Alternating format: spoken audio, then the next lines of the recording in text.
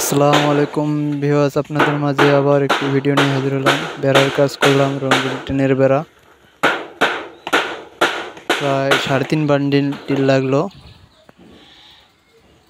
কাজটি ভালো লাগলে শেয়ার, লাইক, কমেন্ট, সাবস্ক্রাইব করবেন। কাজের প্রয়োজন হলে যোগাযোগ করবেন, স্ক্রিনে নাম্বার দেওয়া আছে। ইনশাল্লাহ যে কোনো জায়গায় যা কাজ করার চেষ্টা করব।